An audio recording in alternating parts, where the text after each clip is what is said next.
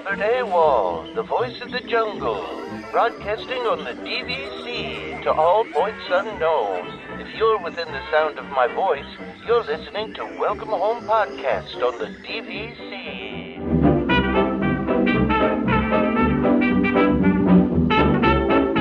Hello and welcome home. Thank you for joining us on episode 154 of Welcome Home, a Disney Parks and Vacation Club podcast. I'm Tom. I'm here with Trevor. We've got no Damon this week. Damon is actually where I am. He's traveling, but and I actually, funny enough, Trevor, I met up with Damon last night. We had dinner and hung out with Chris, our listener Chris, who lives locally as well. So awesome. So that was a lot of fun. Yeah. Good. Did you guys, or where did you meet, I guess? Because I know Damon's picky about where he wants to meet and stuff with his food. Well, so I think I've mentioned it on the show before. There's a place here in Charlotte called Optimist Hall that is, it's an old textile mill, and they, instead of tearing it down, it's like 120-something years old. Instead of tearing it down, they like refurbished the whole place, and they made it into like this giant food court, so there's just like all kinds of different foods, like food types and pretty much anything you want, you can get there. So, and funny enough, the Damon actually ended up having to stay a little bit longer, and now he's going back again. And I was like, I specifically chose this place just because I thought, I was like, okay, Damon can't complain about this because there's so many options. You know what I mean? Like there's like, you could just go, oh, you don't want fried chicken? Okay, well, you can go to the burger place, or you can go to the fancy grilled cheese place, or whatever. You know what I mean? There's got to be something. Exactly, right? Yeah. So, but he liked it enough yesterday that he's going back again today. So awesome. Yeah, we had a good time with Chris. Chris was cool, and so thanks for meeting up with us, Chris. It was a good time. I hope you enjoyed our company as well. So, Damon, jokingly, we were waiting for Damon for a little while, and I was talking to Chris, and Damon was like, I didn't even have to text you to know where you were because I heard your voice from across the parking lot. Because he's insinuating that I'm very loud, which I know, like, listen, I know, but I am, and that's true. I mean, my wife gives me a hard time about it all the time, but yeah, so Damon heard me from across the parking lot and just went towards my voice. So, but anyway, we had a good time. So, but it's just a Tom and Trevor show today. So, and that's fine. I think, yeah, we actually haven't done this in a while, now that I think about it. There was a point where we were doing this, with Damon, he had a bunch of stuff going on, so... He was moving, he was moving. Yeah. And then when he had surgery, too, he was out for a little bit, so... Yeah, so it hasn't just been a two of us show for quite a time now. Yeah. Well, then, and truthfully, it's because usually when it's just the two of us, I try to get like a guest to come with us. But I don't even think Damon told me that he wasn't. Well, I think I said like regular time, to you guys, and on like Thursday, and Damon's like, "Oh, I'm not going to be there." I'm like, "Oh, okay. Well, right. It would have been good to know like a couple days ago. Could have gotten somebody else to come on, but it's all good. We don't need three people. Exactly. Right? We can do this. It'll be fine." Yeah, so I actually put on this list though that I wanted to talk about. I talked about before where I had some extra points floating around, right? I had 30 points just floating around, and it was actually 15 points in holding on one contract and 15 points on another contract. But they were there were the ones how I have the different use years, so they're like totally separate membership numbers. So I went and I just scoured. I think I did like the search on the DVC site for like January 1st to January 31st, right? Just to see, because when you do that, like it shows you that nice little calendar that has all like the points per day on it, So just so I could find a day that was 15 points, because that was what I needed to rent out. So I found a couple random reservations in January and February. I booked them both, and then I listed them on DVC Rental Store. So go rent my my rentals. So hopefully I can at least do something with those points, and somebody will grab those, because otherwise they're just gonna go out into the ether. So yeah, I mean that.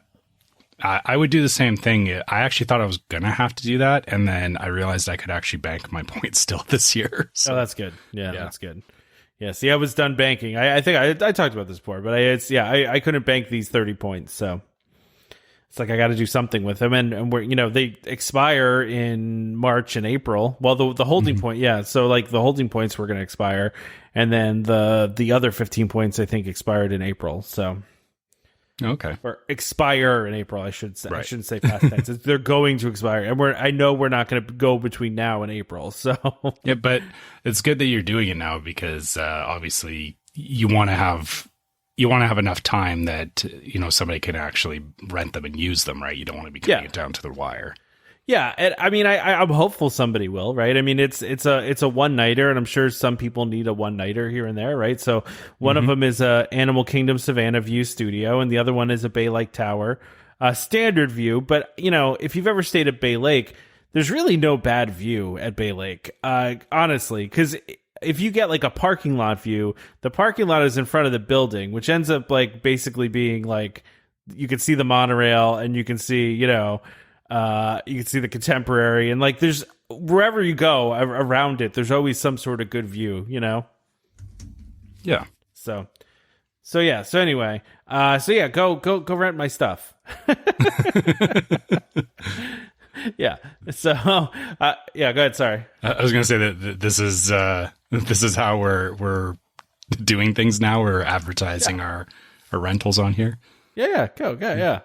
They're reasonable. They're reasonable price. Say we have a rental ad today for the rental store. So yeah, this is on point today. That's fair. Yeah. So what about you? Are you booking something? And so yeah, sorry. I am actually. It just happened to work out to today is actually my 11-month mark for a trip that I'm planning. So we're looking at November 5th to 12th next year. So nice. So as we're talking right now, I'm actually booking my room. I'm gonna guess the Poly. Yep, and always a lake view. I can't. You can't not have the lake. Right? I hate to say it, but I'm spoiled. Yeah. Like it's so hard to go back to not having the lake view, and no, that's legitimate. Yeah, it's just funny because it's literally like the room that we are not the hotel or the building that we stay in. I'm trying to find the right words. Yeah, the building that we're staying in is Morea, which we like. It's literally just across the hall. Like when you think about it, it's like one side of the hall is standard and you're looking out into the courtyard.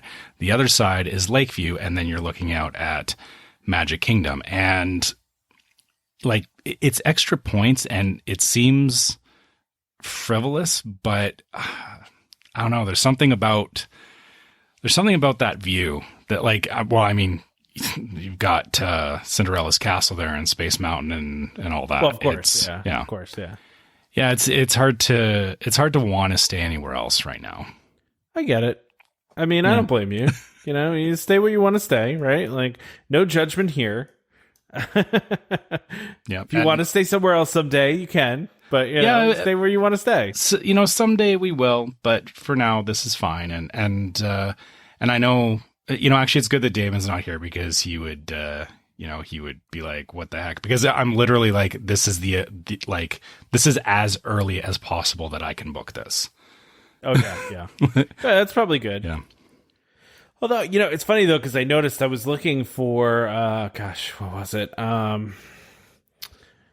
feel like I think I was looking at like Vero Beach, like during the summer, and I was like, able to see, I mean, not like early summer, and I was surprised that there was some availability. I guess I thought that was one of those places, and like, listen, this is a blind spot for me because I've never booked there, but I always thought that was one of those places that was a little bit more challenging to get, like Hilton Head, but there was a lot of availability. I was kind of surprised. I feel like, Vero and Hilton, because of the fact that they're not on property. Yeah, it's probably people are thinking about it at different times, and really like, it's December and I'm sitting here thinking about next November. And, as we know, talking with Damon and other people, it's, not everyone is thinking about this stuff this far ahead. Like, yeah, that's true. If I had to guess, it's probably if you did the same thing in like January or February, people are probably starting to think about their vacations at that point, and you would see a lot of it disappear by then. Yeah.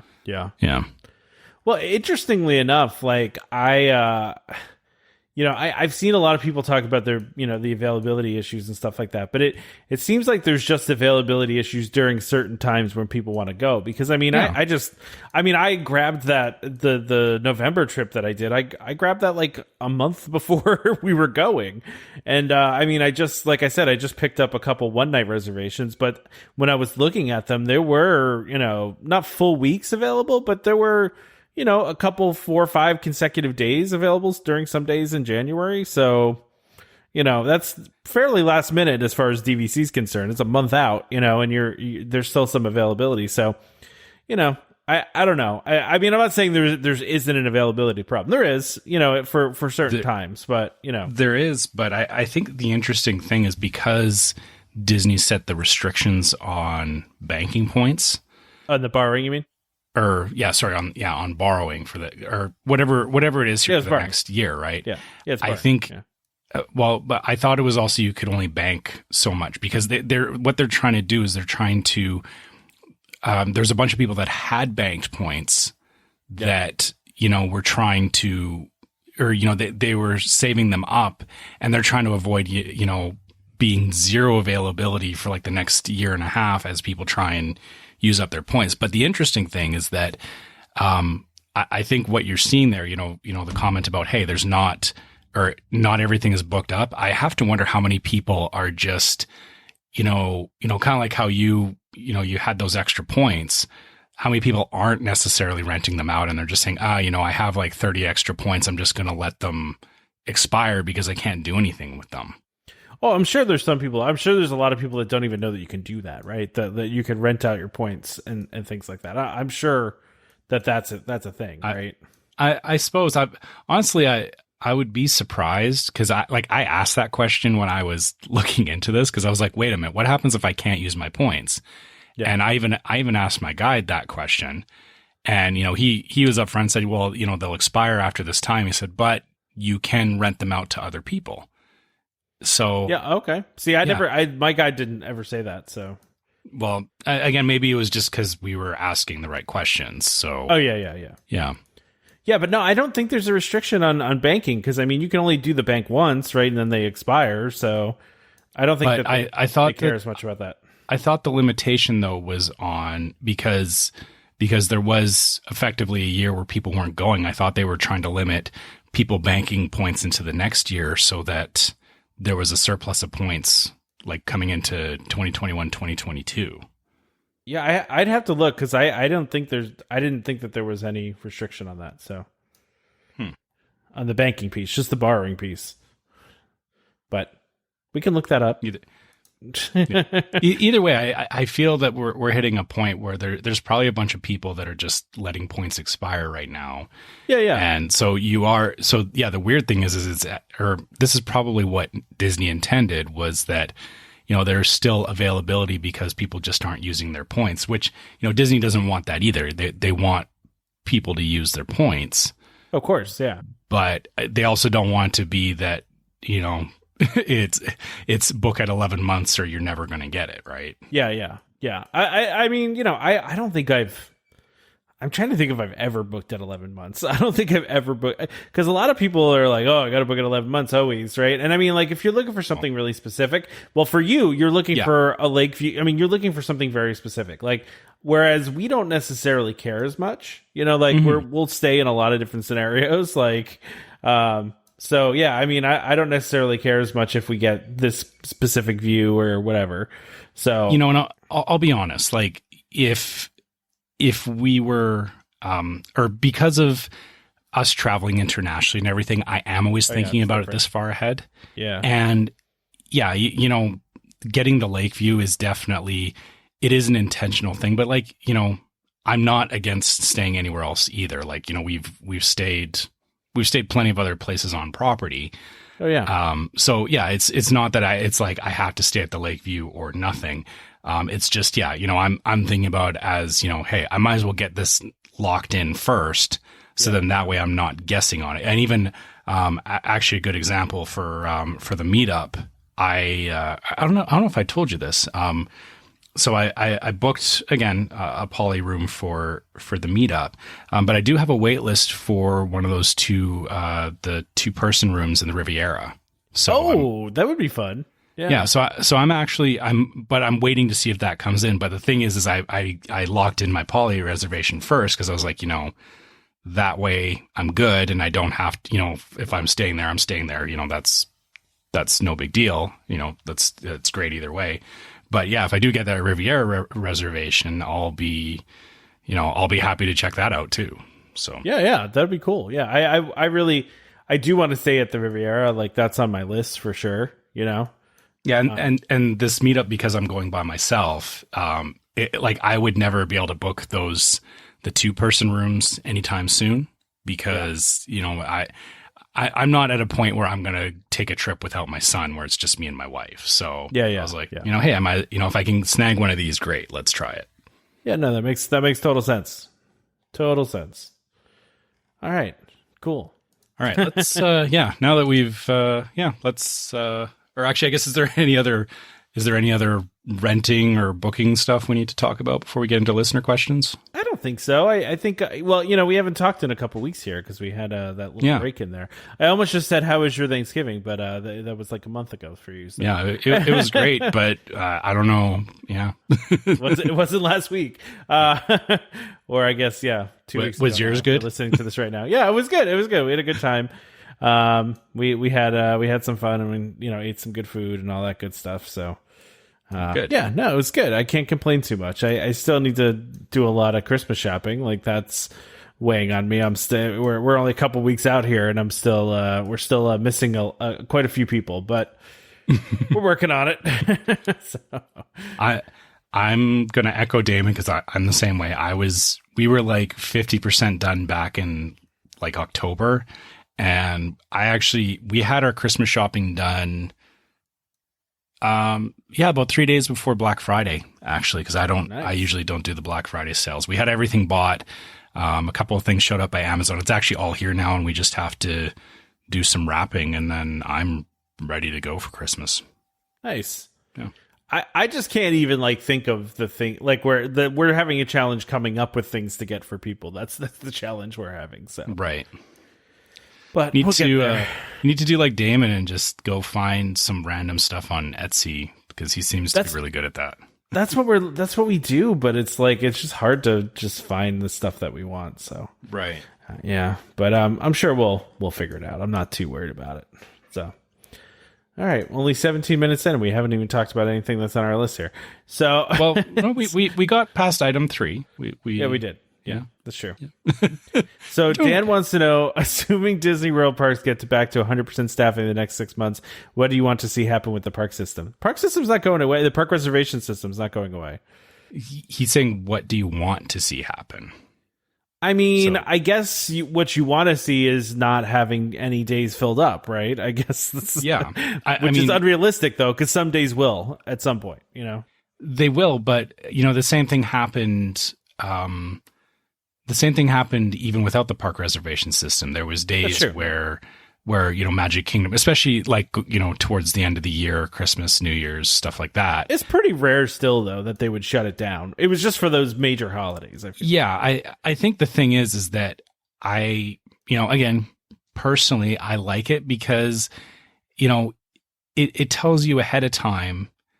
Or it saves that, working all the way up to it, getting to the gate and then getting turned away, right? Exactly. I don't think the park reservation system is an evil thing. I know a lot of people are like, well, I just want to show up. And it's like, yeah, you can still kind of do that. And when you get to the point where they're fully staffed again, it'll be that is, and I think we've even got that right now where you can pretty much, look at it the day of or the day before and go, oh, I'm going to Magic Kingdom tomorrow, book a park reservation, done. Like we're not, for the most part, unless it's super busy, Yeah, exactly. And I can't even recall, I don't recall any time in recent time where they've closed down one of the parks because of that. Or when I say closed down, I mean, like stopped admission, right? Like it hasn't been there hasn't been enough instances that stand out in my mind that it's at a point where it's like you can't get into the park that you want to get into on any given day. Yeah, although I did see that certain parks, they have suspended during the holidays here, suspended the same day ticket purchases. So, of course, because and that makes sense because we are coming towards Christmas, and the difference is that with the park reservation system, you're finding that out way ahead of time. Like I said, this is where it's better that now that there's enough people out there going to the park that it's hitting capacity versus. Like I said, but if I bought my tickets and I got there that day and then was told, nope, sorry, you can't go to the park of choice. And then you're having to scramble to find somewhere else to go. I would be more mad about that. And further to that, I can't think of a time where all four parks were at capacity. No, it's usually only Magic Kingdom. I feel like that ever gets to capacity. Right. That I can think of. Yeah. I think once they finish with Epcot, I think you'll see the same thing. You can potentially see the same thing happen at Epcot, I think. Yeah, I would agree with that. Yeah. Epcot is so big though, too, just just space wise, it's a lot harder, I feel like, for them to hit capacity. Like I can see it more even at like Hollywood Studios, which has been the most popular park lately, and is small, compared to the rest. And especially right now with some of the shows, with Indiana Jones still closed, which it'll be opening in the next few weeks here. But you don't have some of those people eaters out there. But yeah, no, I can see it more with one of those. But to your point, yeah, you're basically guaranteeing yourself entry to the park, right? So like you're not going to get there and they're going to be like, oh, even though you had a park reservation, we're full up, get out. This is you guaranteeing your spot. So I get that people don't love it, but at the same time, this is one of those things that to me, it's like the old Fast Pass system, right? I mean, you used to have to reserve it 60 days in advance, Yeah. And like that's how so you were kind of doing this already in a way, right? Because you were picking what park you wanted to go to 60 days in advance. Now you can at least, like, for the most part, change it last minute if you want to, and not worry about screwing up all your plans. You can still, I feel like you could be more spontaneous now than you could be in the past, but yeah, totally. So to Dan's question, what do I want to see happen with the reservation system? I don't think there's anything else I want to see happen with it right now. Like I think I think with the way things are and the way things are moving at the moment, I think it's okay. Like because it is meeting the requirements for both parties. The people who want to be spontaneous can book reservations most days. And again, but it was the same thing before. Like you could get into the parks most days. So that hasn't changed. But then also for people that are planning far out, you can ensure that you're setting your own expectations there as well. So I don't know what needs to change with it. Yeah, except for, for some people just to get rid of it, right? But some people don't like it. Yeah, I get it. Yeah. So. And again, I'm in that boat of, I like having that level of communication and that level of control over it. Because they really are giving you the control to decide ahead of time what you're doing, or as far ahead as you want. Right. Yeah. And because before it was, like, I think this is better than the alternative, which is, hey, I made a bunch of dining reservations. I booked, or, fast passes are gone, I know, but, let's say I had all these plans for a day, and the gamble was, am I actually going to get into the park that day? Yeah. Right? Yep. I like the fact that they've taken that gamble away, because to me, that's way more stressful. And I get, people like the spontaneity of it, but, if I'm already planning certain things, or if I'm making reservations, I want to assume that going into the park is included with that, because, they even say, like, when you book reservations, it's like, park admission's not guaranteed, or you got to make sure you got your tickets sorted out. Yeah, absolutely. And yeah, I don't know why you would want to go back to gambling on that. Yeah, I don't disagree with you. I mean, and the interesting thing about this is like, I think we talked about this before, why they're doing this, right? This is like an operations thing. It enables them to understand how many people are going to be in each park and make sure that they're staffed properly and stuff. So really, I know it's not a great change on the front end for a lot of people, but on the back end, it's a good thing, right? It's intended to make your experience better, right? like as weird as that sounds, it's supposed to, make sure there's enough people that work there and supplies and all that stuff. It helps them with that kind of thing. So that's really what they're trying to do here. But like, I understand for some people, but so the only thing, like you said, I want to see is that there's open slots most of the time. That's all. Yeah. I would like to see park hopping come back in a way where it's not limited to 2:00, but that's not really the reservation system necessarily, right? So, and I will say, one of the things that we did like is that even with the reservation, you don't have to make a reservation for the second park, right? So you only have to make a reservation for one park. So as long as you have it for Magic Kingdom, if you want to hop to Epcot after 2:00, you just go to Epcot. Like, there's no reservation needed for that. So, that's fine. I'm good with that too. And to your point about the, park hopping thing, you did bring up, or you just made me think of something, is that, people used to do the, 4 parks in one day challenge, right? Yeah. And, it's a lot harder now because you got to, wait until after 2:00. But I remember, I used to watch videos of people doing that. And, everyone's like, oh, I want to be able to do that. Every time I've seen people do that, they do it, but then they're like, they get to the end of it and they're like, oh, I'm so tired. It's a lot of work to park hop 4 days. And it's like, I guess why it feels like a waste of time to me. Oh yeah, for sure. Because it's so, you're doing it just for the sake of saying you're doing it, but that you're not really enjoying what you're doing because you're more concerned about getting to the next thing than actually being in the moment. So yeah. I don't think it's bad that that's not an option right now. If it comes back in the future, that's fine, but I don't think we need that. Or for me personally, I don't see why you would need to do that right now. Yeah. No, I agree with you. Yeah, it makes sense. All right, let's. So Katie wants to ask: have you analyzed the 2023 point charts, and what changes did you find surprising? I briefly looked at them. Yeah, but I don't know. Or at least looking at the ones for the Polynesian, there was nothing.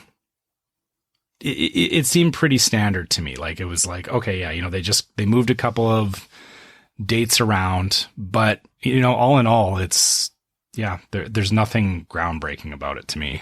Yeah, I mean, I from what I'm reading, right, because I'm not going to sit here and put together a spreadsheet and analyze the point charts over the years and see what changed, but from what I've seen from Disney's from DVC's release, they said the 2023 vacation points charts will again feature 7 travel periods with updates to balance demand.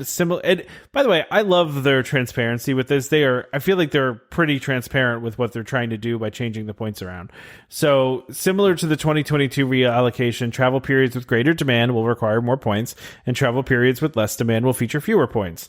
For example, members can enjoy stays for fewer points than the year before when traveling during the summer period. On the other hand, members who wish to travel in most weeks in October and November and certain weeks in December will require more points than the year before. So there you go. Yeah, which that's like you said, that's not surprising to me because a lot of people always go during food and wine and during fall, and same thing during the summer. So it's kind of like, yeah, okay, this is just normal. They're trying to balance demand. That's what it is. I mean, that's really what it comes down to, and that's what they're telling you they're trying to do, and that makes sense. I don't think there's anything nefarious going on there. They're being upfront. They're trying to balance demand out through the year, so you don't have a problem where you have a bunch of members complaining that I can't get a reservation during November. These kinds of changes encourage people to stay during some of the slower times. And so that helps Disney because it brings in more people, obviously, during the slower times. They want to be busy all the time as opposed to just busy during the busier times, obviously. So, they want to be busy all the time. And, for members, it's good because it helps the availability a little bit. So yeah. Yeah. I haven't analyzed it too much though, Katie. That's the most analysis I get is from what DVC told us. So I'm sure one of the DVC sites at some point will come out with some sort of detailed analysis with spreadsheets and such.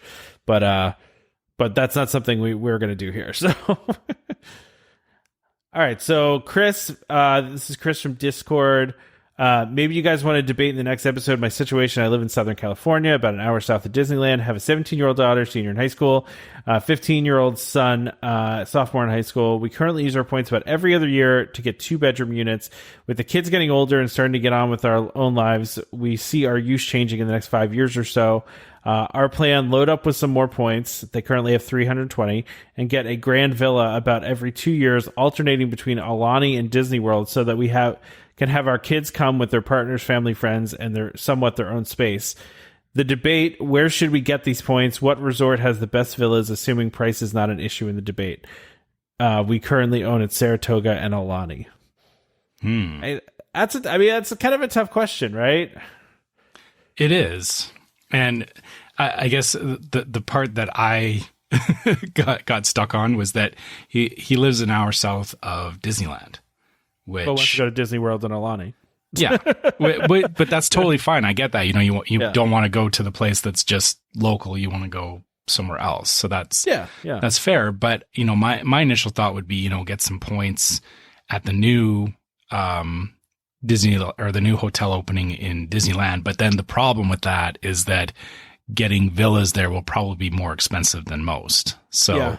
You know, that puts it back to, it does make sense to go to Disney World and, you know, obviously already owns at Saratoga and Aulani. Well, I guess there's a question here of, right, like, and I think this is what it always comes down to, right? Like, do you want to stay at a specific spot all the time? Like, what do you value more, right? Well, he's saying cheaper or, which resort has the best villas?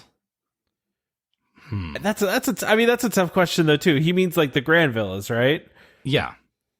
So, and I mean, those are the rooms that I have the least experience with. So, but it's also just a tough question though too. In that, you know, it kind of depends on what you want. Because like if you look at like Bay Lake, for example, right? Mm-hmm. Bay Lake has the grand villas have floor to ceiling windows where you can see into Magic Kingdom and you can play the show music when they're doing the fireworks. Like, you're talking about an amazing view there, right? Like that's a amazing spot to have a grand villa.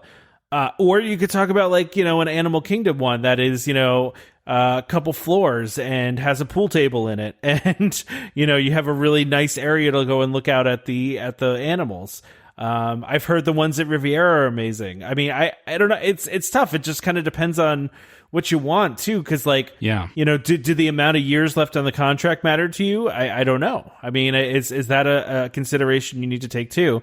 So let's just, I'd like to step through a scenario that like what he's talking about here. Just to, you know, let's think about it is, okay. So he's planning, you know, him and his wife, and then kids with probably, you know, significant others, and then eventually families. So, you know, it's I think the intent is, you know, he wants to get to a point where, you know, it's multiple or like a larger family coming and doing things together. So initially my thought was, you know, the Riviera seemed like the best choice because the Riviera it's in that perfect pocket right now between Epcot and Hollywood Studios, which those really lend themselves to if you're planning more adult trips where you know everybody is you know old enough to drink or old enough to you know just go and do a lot of stuff at Epcot. That to me seems like one of the best resorts to be at, and considering use year and all that kind of stuff, Boardwalk and Beach Club are obviously a lot harder to get. So Riviera would make sense there. The caveat being, of course, selling the points is going to be a little bit more difficult with restrictions on it. But then I thought about it and said, well, hold up, there's going to be that scenario, but then it's also going to be at some point, I'm assuming, grandkids, right?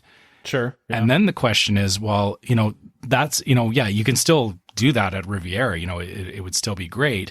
But for me, grandkids, like I would almost want to be somewhere at one of the Magic Kingdom resorts. So either Grand Floridian or Bay Lake Tower in that case. Yeah.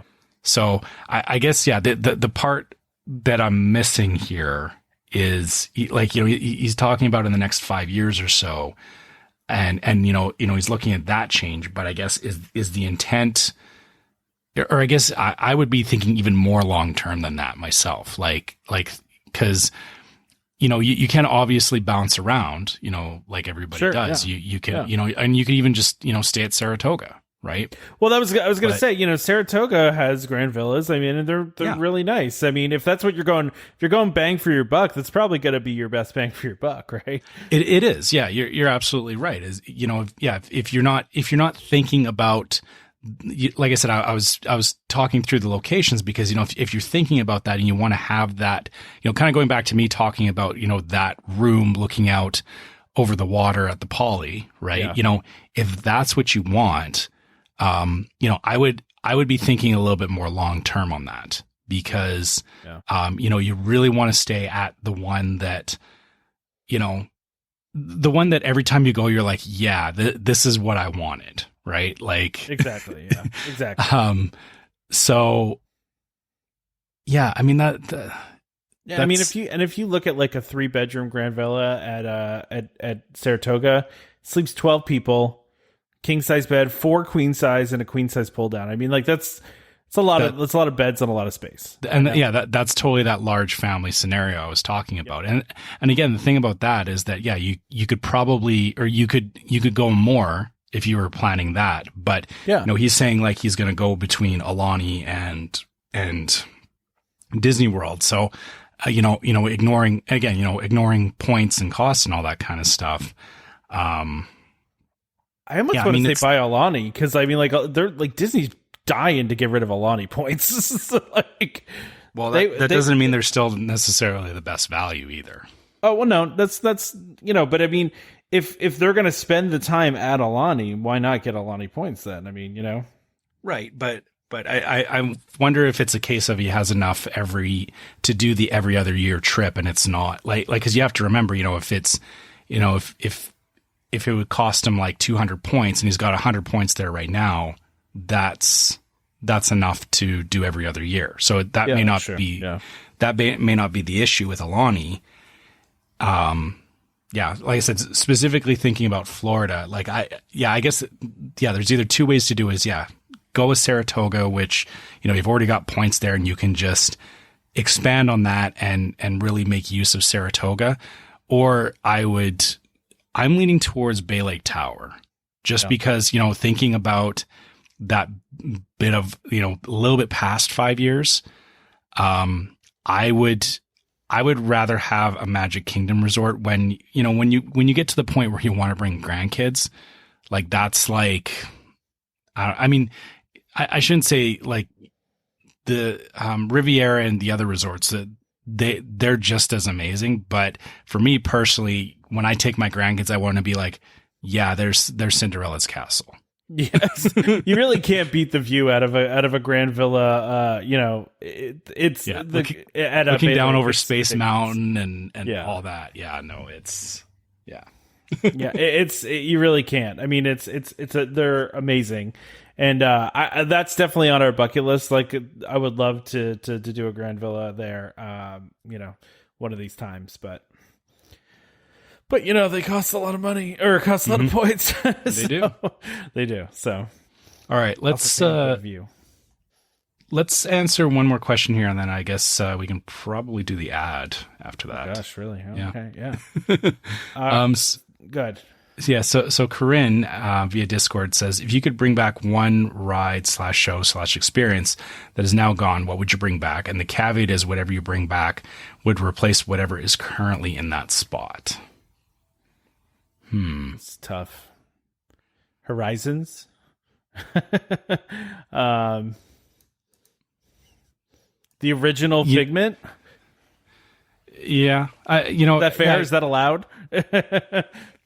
Yeah, I wasn't really thinking about Epcot when I immediately go to Magic Kingdom, or actually I would I would love for them to bring back the People Mover in Disneyland, but that's a whole that's a whole different thing. Yeah. Yeah.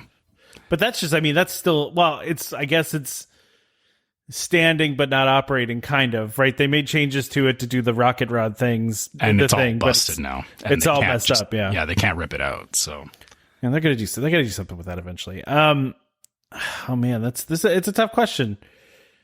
I wish I almost, this is going to sound really bad, but I kind of don't care. I'm probably the only one that misses this, maybe. I really missed the Lights, Motors, Action show at Hollywood Studios. I loved that show. It was so fun. But it's sat like where Star Wars / Toy Story is now. Yeah.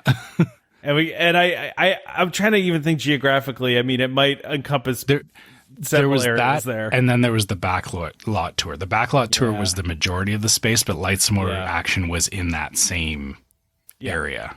Yeah, in fact, the backlot tour, I think, had a circle right in front of the building for Lights, Motors, Action. So, I do miss that show. I know I'm in the minority on that, and that's fine. Yeah, well, but that's but that doesn't matter. Because the question is, if you could bring it back, that's fair. I do miss the backlot tour as well. I would be okay with that coming back, but not. I mean, obviously, it would have to be an updated version of it because it was very, it was very dated for what it was. But yeah, would giving up Star Wars Land and Toy Story Land be enough? I feel like it's not worth it to get back that one show. I want them to put it somewhere else. I don't know, man. I think Horizons is a good answer. I like that answer. Yeah, I mean, Mr. Toad's Wild Ride. I mean, we could go that route. We could go Snow White. Yeah, I mean, I would. Yeah, actually, I like Winnie the Pooh. But if they put back in Mr. Toad's, I would be okay with that because I didn't get to ride it as much as I've ridden the one in Disneyland. So I would love to see Mr. Toad's, how it was presented at Disney World, because I know there was some differences between the two. Yeah. Right? So yeah, there were some differences. I mean, at least it still exists, though. I mean, in one place, at least you can still go on it, somewhere. But it's just kind of a bummer. I think that covers it. I mean, I don't know what else I would pick. Again, the problem with this one is that you have to. It's not adding. It's you're losing something in the process. Which I kind of like all the I like the new stuff. I don't want to lose the new stuff. I don't want to lose the new stuff either. So. I mean, what? I'm not going to replace. Oh gosh, what was it? Buzz Lightyear before Buzz Lightyear. What was it? If I Had Wings or whatever it was. Was that in there? I don't. What was even in the Buzz remember. Lightyear? Yeah. Now I got to go on Wikipedia and remember what was there before Buzz Lightyear because it's been there for so long now. I keep confusing it with. My problem is like with Tomorrowland. Where Buzz Lightyear is, like the equivalent in Disneyland is where Star Tours is, which the previous ride was the Molecule one. What was it called? What are you talking about? Adventures into Inner Space. Yeah. I know what you're talking about. Yeah. I'm blanking though. I Googled this just to go back. Sorry. Go. What were you gonna say? Yeah, like I said, my problem is where like that area where Buzz Lightyear and Monsters Inc. Laugh Floor is. Yeah. It doesn't. Yeah, I can't remember what was there before, or if it was anything worthwhile. Was it the Timekeeper was in there? It was that Robin Williams thing. Do you remember that? Oh, now I got to Google. But I was right. It was if you had wings, and then it was if you could fly, and then it was it Delta Dream Flight, and then it was Buzz Lightyear Space Ranger Spin. So went through a couple iterations. Are you looking this up now? I am. I'm yeah. Oh man, it's the Timekeeper thing is what that I'm talking about. That's like one of my weird memories that I always remember from when I was a kid. Flight. Are you looking that up now? Wait. Yeah, that was what was there before. No, that was where Buzz was, right? So yeah, and it was an Omni mover. Yeah, and then I thought you were talking about Monsters Inc. Laugh Floor, because that was the Timekeeper before that. So that was it was like there was a robot in there. I think it was voiced by Robin Williams, if I remember correctly, and it was like a Circle Vision show. Oh, I don't remember that at all. Really? I think that may have been before my time, even. Oh, really? Okay. Yeah. Well, I know it went till 2007. So was it? That's what it's. Which blows my mind. That it's, yeah. Okay. So why would we have skipped that then? I don't know why we would have skipped that. Monsters Inc. Laugh Floor opened in 2007. So Timekeeper closed. Let's see. When did Timekeeper close? 04. So 04. That just sat there for 3 years. So it went to 04. We were there in 06. Which, so it would have been closed, but Alien Encounter was that was before. Oh no, wait, it's 06. 06. I was reading the wrong thing on Wikipedia. So I think we were there at that weird time where it wasn't operating, so I just didn't even acknowledge that there was anything there. Oh man. Yeah. I loved that show. It's one of my things. Like I said, I remember it from when I was a kid. Like I always remember that one. I don't know why. Maybe because it was Robin Williams, or maybe because it was a super weird animatronic. I don't know. So, okay. Do you know, you just reminded me, do you remember that Drew Carey show that was in Hollywood Studios? Yeah. Oh yeah. Yeah. Yeah. Was that the one with the sounds where it was like where you put on the earphones and you sat in the dark and oh, I went full on old man one time on that ride on that show because I was trying to like be into the show, and like there were like a couple like teenagers like just kind of like making a lot of noise and like running around, and I'm like I'm pretty sure I yelled at them something like, "You're ruining it." Yeah. I remember that one though. I think I only did that one like once, but man, the Timekeeper. Come on. Timekeeper was great. I can't believe you don't remember the Timekeeper. I guess to our listeners, you know, make sure you comment on the show if you remember some of these shows Timekeeper? that we're talking about. Because I don't. I do remember too. I remember If I Had Wings or Delta Dream Flight. I don't remember what it was called at the time, but I do remember that too. Vaguely, very vaguely. So I've very vivid memories of Body Wars too. Back in the day, I feel like Body Wars would be great to bring back. I hear about, again, these were all shows and attractions that were there before I got a chance to really start going to Disney World. So it's interesting to hear about them, but I feel like the same way that I got excited when Captain EO came back, and I took my family, and then we watched it, and they were kind of like, "This is weird." Like, that's it. and I mean, they weren't like against it. It was just, they were like, it wasn't. It was showing the wear, right? Like the problem is that if you're going to bring back these shows, you have to update them. Yeah, for sure. Yeah, for sure. All right, should we go ahead and do our ad? I think we probably did enough reminiscing here. I also just remembered though that I forgot 20,000 Leagues Under the Sea, which is one of my favorite Disney rides ever. We're not putting that back though, because that would take out a lot of stuff. Yeah, it would take out so much stuff. Yeah, that was a huge ride. I'll talk about this after the ad. I have a thought on this. So our ad this week is for DVC Rental Store, who I was just talking about because I did just put a couple reservations up on DVC Rental Store. So the DVC Rental Store, a World of DVC company, offers magical vacations at incredible value. Save up to 60% off retail rates at premium Disney resorts. DVC Rental Store now includes deposits as low as 25% at the time of booking and a built-in cancellation policy for every reservation. And as always, DVC Rental Store pays out the most to members looking to rent their points. Want to learn more? Go to dvcrentalstore.com or call 1-855-DVC-RENT. That's 1-855-382-7368. And of course, let them know the Welcome Home sent you. We're actually going to have them on the next show. So send in questions that you have about renting, and we'll have them on the next show. But So I was watching, and this is off topic, but that's fine, right? So I don't know, Trevor, if you took the almost 2 hours necessary to watch that Fast Pass thing what's it called? Why am I blanking on it? Defunctland. That Defunctland did. Yeah, I did actually. So good, right? Yeah. So well produced, so well done. But one of the things I found really interesting, and it's right in the beginning of this, that Disney World, when it first opened, the two most popular attractions were 20,000 Leagues Under the Sea, which didn't surprise me, and Country Bear Jamboree. I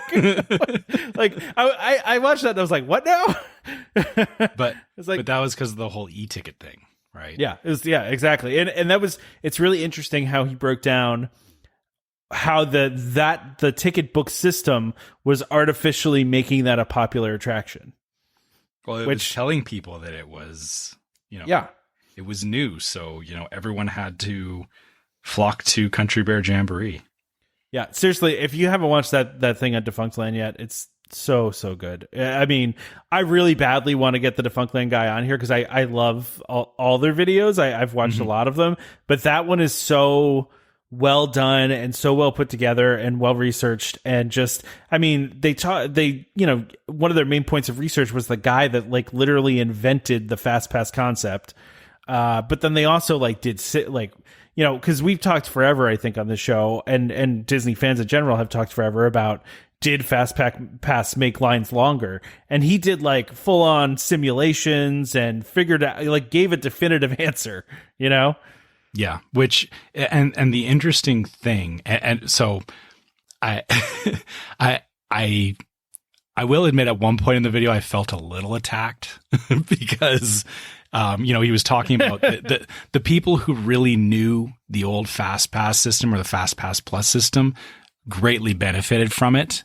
Oh, but sure. But it was at the expense of other people, right? Of all the people that didn't understand it. Yeah. So I get that, but of course I was in that boat of, I'm a tech guy, so I just embraced it, and I'm still like that. That's why, with the reservation systems and everything new that they're coming with, I'm like, I'm into that because I'm willing to invest the time in learning it and utilizing it. But I also do see the other side of it. I understand that not everybody wants to do that and all that. And I think I did like his summarization that, where it's going now does seem it's a little more fair to everybody versus favoring one group over another. So, it is fair and it is reasonable. I would have been fine with the old system again, because of the fact that I use it, but I also understand why it needed to change. Yeah. And I feel like if this video would have come out maybe a month or two from now, we probably would have had a more in-depth analysis of Genie Plus in there. But because the video came out basically a couple weeks after Genie Plus came out, I mean, he talked about it and mentioned it, but I mean, we didn't really know the details up until recently or how it was going to work. So yeah, it's still a future state thing. We still don't have enough known about the new system to really, concrete say, hey, this is 100% better than what was happening before. And it's not it's not apples to apples saying, Genie Plus is the better system, because it does have its downsides as well. Right. So. Well, and my main takeaway from watching that is, and we don't have to talk about this a lot, we got other stuff to talk about, but my main takeaway from it is that there really is no perfect system, right? And that was kind of what he was saying is you let this kind of beast out of its cage, and there's no way to really put it back in, right? You can't, there's nothing you can do to stop this, because there's always people that are going to want to skip the line, and there's no perfect solution. No matter what you do, there's always going to be some group left out, or some, too many people. One of the more interesting things I found about that whole thing was that when they were doing simulations to figure out how they were going to do Fast Pass Plus initially, where they were going to, do the booking ahead of time and everything, that they didn't include all the rides at first. And when they did the simulations, they realized like, oh, not everybody can have 3 fast passes then, because the math just isn't going to work. You know what I mean? Like, so that's why like and I didn't realize this. I just thought Disney was trying to throw a pass plus at everything at the time. But like the reason they started adding things that were just like experiences, like fireworks viewing areas and stuff like that, was because they just simply had to have more things on the system in order for it to work. Like, so, I mean, it's an immensely interesting video. Mm-hmm. If you're into that kind of thing. Yeah. You know, well, even if you're not as into it as we are, obviously, you know, Tom and myself, full acknowledgement that, you know, we are the nerds that, you know, dive into this stuff. I think it's still good, even if you're not that serious about it. Like, you know, you don't have to watch the whole video, but it does give some good context. Like if you can, you know, go through parts of it, I think it's good at explaining the logic behind things. And again, it doesn't, I'm not saying it excuses some of the things Disney does, but when you at least understand the intention and understand the evolution, because the other part too, and we've said this on the show, is, you know, people forget what it was like before. What it was like when they opened. Yeah. Well, too, you know, and you know, we're always talking like, you know, we've had these discussions about, you know, them changing things and, you know, hey, this has gone away and, you know, it was so much better before with this. But when you actually sit down and look at it, those things, you know, they're very fleeting. Like even Fast Pass, you know, it's changed so much over the years that, you know, you liked a particular window in time, but that also had its drawbacks, and you didn't. Yeah. And, you know, it's kind of like the point I was making about myself is, you know, I was okay abusing the system, but, you know, that was just for that point in time. So, yeah. You know, it's not as simple, you know, Disney put it this way and everyone will be happy. Like that'll never be the case. No, because I mean, even like, and they showed this a lot, you know, when the park first opened, when Disney World first opened and Disneyland too, they both had the same problem, and that was long lines. I mean, this has always been a problem, and Disney's been trying for its entire existence, basically, of having theme parks, of figuring out this problem, right? And nobody's really solved this problem of how do you make long lines not feel like they're long lines? Because even when you do the virtual queue, right, you still have people that get upset about the virtual queue because the virtual queue fills up, or, you know, like you have to do it early in the morning, or you can't get it in time, or, you know, maybe it's confusing because you get several times a day. Like there's no happy medium to this. And even when the parks first opened and they were ticket book based, like we talked about, you know, that was, you paid per ride basically. I mean, and that was what was going on then. And it's kind of the same thing that's going on now. I mean, it's almost come full circle in a weird way. But then you were paying to get on the ride and wait in the standby line anyway, right? It's not like you were skipping the line when they first opened. You were just paying for that to get on that ride and wait an hour if you had to. Yeah, you know? it was a hard wall to getting on the line. But then also the interesting thing about that was that, you know, that there was no guarantees with that either. No. Right. Yeah. Like, you know, you were buying a ticket book, and it's actually funny. I never saw the ticket book at Disneyland, but, so we have something, here called the Calgary Stampede, which is, you know, every year it's a 10-day long thing where there's a rodeo, but then there's also a midway. And, you know, they set up all these rides and everything, and they use the ticket system there. But it's like, you know, this ride costs you 5 tickets, this ride costs you 3 tickets, kind of thing. Like it's that same tiered thing. And I know what that feels like, or rather, when I was a kid, you know, I was begging, you know, my dad, I'm like, come on, you know, let's buy some tickets so that we can ride these rides. And he's looking at it and going, nah, I'm not, you know, for 3 of us to ride this ride, it's like $15, right? And it's like, nah, I'm not doing that. And, so I get why they moved away from it, because it sucks when that becomes the deciding factor of what you do, right? Yeah, yeah, for sure. Like, yeah, having to choose between, you know, do I ride this ride, or do I go and have a decent meal, or do I just eat at the snack cart? Like, yeah, exactly. Yeah.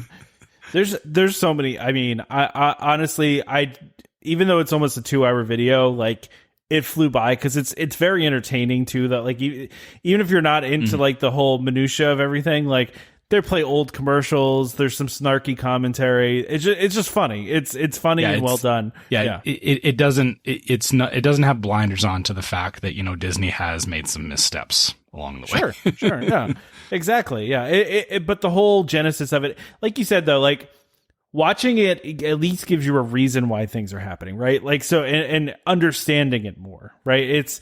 And understanding that some of this is impossible for them to solve. There's always going to be some friction points and things like that. So, and I think, again, you know, for anybody listening to this show, you know, you're obviously enthusiastic enough about Disney that, you know, you want to go and enjoy it. And I think that understanding goes a long way towards when you're in the park, you're not going, you know, why the heck are they doing this? Or why is this happening this way? Like when you understand what it's actually doing, or at least for me, like when you understand how the system is working, you're a little more accepting of it, and you're a little less, I feel you become a little less like wanting to have a knee-jerk reaction in the situation. Like you can kind of step back and go, absolutely, okay, you know, yeah, I get there's only so many fast passes a day, or there's only so much they can do, or, you know, this is the system that they chose to implement and they're at the mercy of it too. So I think it makes, honestly, for a better trip when you don't go in with, you know, sorry, but, you know, they love, you know, magic bands, fast passes, all that stuff. Like the marketing of it makes it sound like, oh, you know, this is a perfect system and we'll take care of you and all that. When you understand that that's not the case, I think it makes for a better experience overall, honestly. Yeah, sure. No, I agree. Because it tempers your expectations, right? Exactly. So it's you understand more of like, okay, this is why this is this way, and this is why it works this way, and, you know, it's very interesting, and I definitely highly recommend it. I'm hoping I can get this guy on at some point. I would really love to, just because I love all the videos. So yeah, it would be cool. Yeah. Anyway, why don't we jump over to some DVC news? Because you know, we've been talking about everything else up until now, and so yeah, we did have the point charts on here, so we kind of talked about that earlier. I don't know if we need to really. Yeah, we don't need to dive back into that. Yeah. But so DVC members though have access to a special fireworks viewing area at Disney's Very Merriest After Hours Party. So this is a new benefit. Yeah. It's a benefit with DVC, but it's so it's reservations or you have to reserve. You have to reserve it. Yeah. You have to register. Yeah. And you have to have tickets to Disney's Very Merriest After Hours Party as well. So I mean, that's subset of a subset is what we're talking about. Yeah. Here. So I mean, you know, I guess if you weren't sure about going to the After Hours Party before, this could be a tipping point, because, you know, I've done fireworks viewing at a Christmas party before, and or not a Christmas party, actually, at the Halloween party. It was nice. Like it's nice when you don't have to scramble to find somewhere to watch the fireworks from. But yeah, I think the other problem with this too, though, is my understanding is some of the dates are already sold out for this, or not sold. Well, that wouldn't surprise me. But I guess the reason I put this on here is I thought it was an interesting benefit that they were doing this, and I do feel like they should do it more. This kind of stuff, I feel like DVC members look at and go, okay, well, this makes me feel like at least slightly more special. Yeah, like it's like, you know, you're right. It's that VIP experience at, you know, you've already got a ticketed event. Yeah. And then when you get a little bit extra on that, like I said, that's where I feel like that could be a tipping point, is that, you know, if you weren't sure about going to this party before, you know, being able to do the party and then, I've also got a reservation, you know, I don't have to think about fireworks, like that's taken care of for me. Yeah. That to me could be enough to justify going. Yeah. They're also it's worth noting, they're only allowing 4 people total. So if you're with more people than that, you can only get 4 people in. So I wonder if that's per membership, or like, is it Like, could we get 8 people in total? Because my wife's got a blue card and I got a blue card, or is it just per membership, or like I don't know? Yeah, looking at the link, I mean it's membership by membership ID, right? So if you and your wife have 2 different membership IDs, yeah, exactly. So yeah, I think that would be how that would work. Is you and your wife could both get in 4 people. Yeah, and this is a blue card benefit, so. Yeah. Sorry, folks. Sorry, white card folks, but it is a blue card benefit. So, all right. So this is cool. I would love to see them do this more, Yeah. Yeah, me too. I like, for us, we were talking about, some of the after hours events, because we've done them a lot of times in the past now. And we want to do Christmas parties and Halloween parties and stuff like that. But, yeah, I hope that they add a little bit more of that stuff for DVC members. And I have to wonder if this is also because of the fact that Moonlight Magic doesn't look like it's coming back anytime soon. I feel like this might be a bit of a trade-off thing where it's like you either have a dedicated event like Moonlight Magic, or you have, benefits at existing events. Which I feel like they could do both, but yeah, I get what you're saying. Yeah, I know. Yeah, you're right. They could do both, but I feel like, of course, I've tried to go to Moonlight Magic and it never worked out. The thing about Moonlight Magic is that it's very specific dates, right? Whereas adding something like this to the Christmas parties, there's multiple dates, and I feel like it's a lot easier to plan for something like this than for a Moonlight Magic event. Yeah, no, that makes sense. Yeah. That makes sense. All right, you want to skip down to annual passes? I know this happened a couple weeks ago, but we have not really had a chance to talk about this. So yeah, they've been pausing annual pass sales here for a little while. I think it's at a point now where they're not selling any of the tiers, are they? They're selling the Florida only tier. Oh, okay. The Florida one's still there. Okay. Which is worth noting. The Florida only one is weekday only. So that the lowest pass is weekday only. So yeah, that's the Pixie Dust pass, yes. Correct? Yeah, it's the cheapest one. So they're still selling the cheapest one. It's interesting. Go ahead. Sorry. I just thought the name makes it sound too. Pixie dust is like you're just like sprinkling a little bit on. It's like here's your bare minimum. Here you get weekdays. Enjoy weekdays. Yeah. Mm-hmm. Well, it's funny though, because if I was in Florida, that would be okay. Well, yeah. So like talking to my mom about this, like I was talking to my mom about because she was talking about getting an annual pass. And I was like, well, you can get the cheapest one, but you can't go on weekends. She's like, I wouldn't want to go on weekends anyway. She's like, What? She's like, why do I want to go on weekends? I want to go on a Wednesday where there's no one there. Like that's because she's retired. She got nothing else to do. So might as well go when it's, nothing going on. So, it could still be busy, obviously, but yeah. So that's for local residents, that's not a terrible option. But it is interesting to me how many people I've seen that are really mad about this because, first of all, they told us up front that this could happen, right? Like they specifically said in their announcement that this could happen. And the fact that they said it, I didn't think they were going to do it, but the fact that they said it means that they felt like they had a limited amount of these, right? But go ahead, sorry.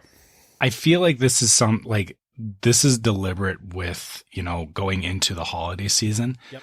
I feel that this is purely because they don't want to be dealing with a bunch of people coming right now and signing up for annual passes and then filling up the parks going into December, right? Well, and this is a problem they're having at Disneyland, right? You've seen this in the news that they're having problems with park pass availability at Disneyland, right?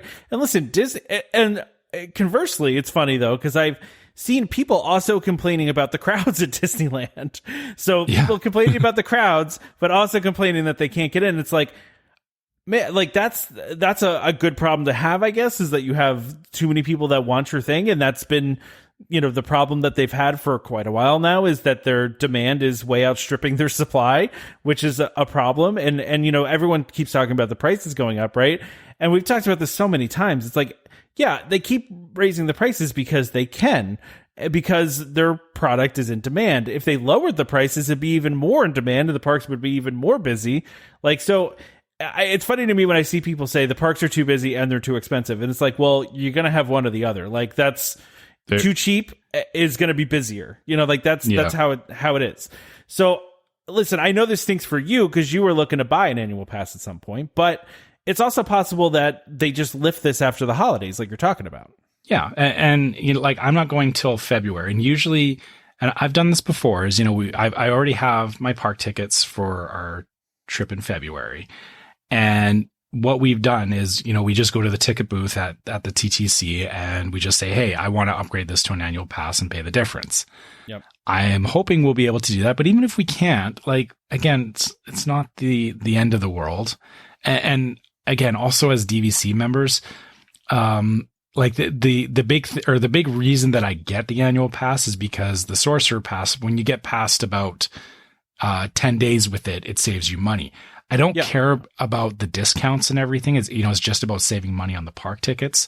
Because the thing is that, you know, even if I couldn't get the annual pass, it's like, yeah, I got to pay a little bit more for my park tickets this year, but I'm still getting all the discounts with DVC anyway. Like it's, like I'm still getting the merchandise and the dining discounts and everything. So it's not enough that I'm going to get mad and, you know, throw a temper tantrum on Main Street or something. Like it's, you know, it is also interesting to me though, like how many people are mad, and it's like, you had like months to buy this. If you really wanted to buy it, it was available for months, you know?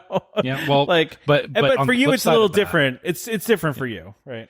On the flip side of that, if people really wanted it and they bought it months ago, this could have sold out back before Halloween. Potential. Oh yeah, sure. But like I said, I think this is more of a, I want to believe this is a control thing for right now. I think Disney, you know, they're being very cognizant of this holiday season coming up, because it is like, I know COVID is not done by any means, but this is getting back to, you know, closer to normal. And I feel like they're, you know, they want to make sure that people are coming and it's not just a bunch of annual pass holders filling up the park, right? Like I think that they deliberately stopped it because they didn't want, you know, I feel like there may be a mentality, or at least if I was living there, it would be like a, you know, oh, hey, we're getting close to Christmas. Yeah, let's buy an annual pass and, you know, we can, you know, use it over the holidays kind of thing, right? Like I can see that kind of thinking where it's like, I've got time coming up, so I'll buy my pass now, use it, and then, you know, however much I use it over the next year. But I think Disney is going, no, you know, we know this season is going to be really busy. We're not adding any more fuel to the fire in terms of, you know, too many people. Well, and they also, you know, they're still not fully staffed yet, right? Like they're still down capacity because they just don't have enough cast members. And look, it's getting better, right? They're hiring people at a very quick, you know, clip. But, you know, it takes time. Like, I think I said this when I went on my trip in November. There were a ton of people with the little red ribbon on their tag saying earning my ears. And, you know, just hiring these people, it takes some time to train them, right? And so it's not an instant like, oh, we hired them, let's get going again. You know, like it takes time. You got to train new people. You got to get them into everything. And, you know, so all that takes time, and they have a certain capacity, and that's part of this. It's a big part of this. And like, I can understand why people are mad. By the way, I also look at this too. The timing of this to me is interesting because this happened like right after Destination D23, where they announced a whole bunch of stuff is coming back next year. And I would bet you a lot of people were holding out and waiting and saying, okay, the annual pass, not worth it to me right now because there's no, you know, Fantasmic, there's no daytime parades, there's no, you know what I mean? Like all this stuff that was still missing, right? And then Disney comes out and goes, okay, well, all that's coming back next year. You're going to have I bet they had a ton of people. They had a surge of purchases after that event, where all that stuff got announced. It's coming back next year. And then people are like, oh, let's get it. Now it's worth it to get the pass again. Let's buy it. You know what I mean? I think that's a big part of it personally. Yeah. You know, that's true. I didn't put as much weight on D23 because I see all the news that comes out of it, but I didn't like really sit down and go through it. But you're right. That makes sense that people would get hyped up and then, you know, want to lock in their annual passes.